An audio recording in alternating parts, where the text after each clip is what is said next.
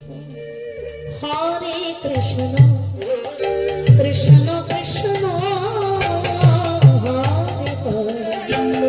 হরে হরে হরে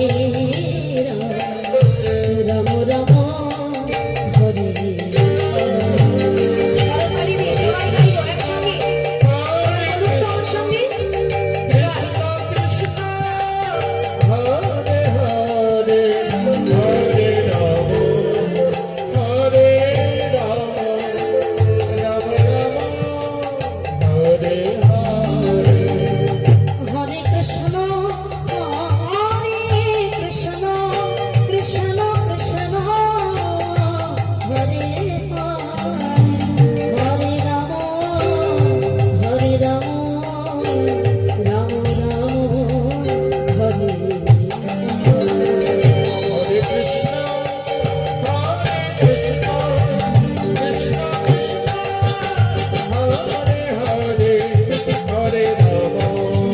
হরে রাম রাম রাম হরে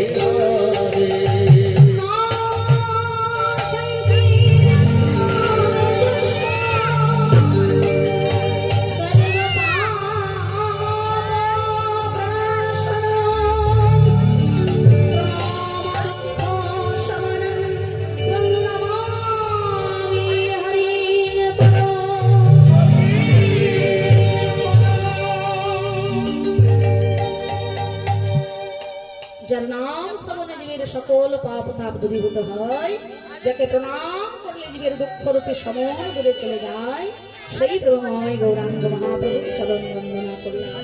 দেখো নববিষ্ণ পদকর্তা কি বলছে, বৈষ্ণবের পদ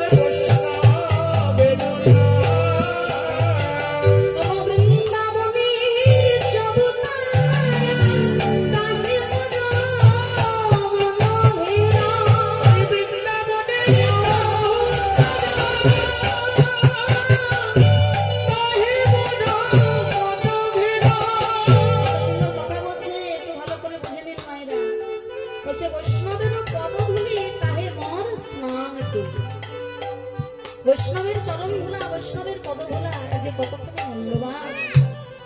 বৈষ্ণবের চরণ ধুলায় যারা গড়াগড়ি দিতে পেরেছে তারা জানে।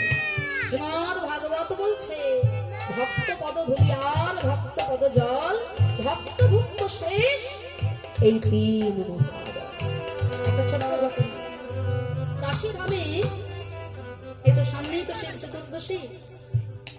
শিব ঠাকুর হলেন মহাবৈষ্ণব, বৈষ্ণবানাং যথা শম্ভু। শিব ঠাকুর হলেন বৈষ্ণব চূড়ামণি। মহাবৈষ্ণবের কৃপা পেলে কি হতে পারে একবার জেনে রাখো। অমানুষ মানুষে পরিণত হয়ে যায়, আর মানুষ দেবতায় পরিণত হয়ে যায়।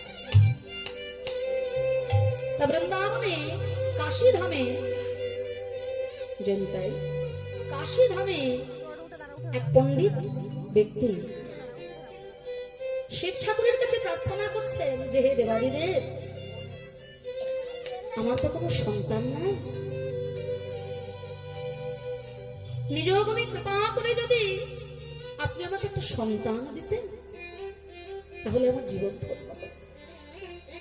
তা মহাবৈষ্ণব শিব ঠাকুর দর্শন দিয়ে বললেন, বাবা সন্তান আমি তোকে দিতে পারি, কিন্তু সেই সন্তানের 5 বছর থাকবে পরমায়ু। 5 বছর পরমায়ু।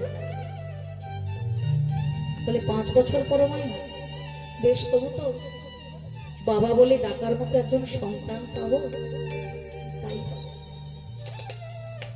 শিব ঠাকুরের করুণায় এক বিষ্ণু ভক্ত পুত্র সন্তান জন্মগ্রহণ করলেন।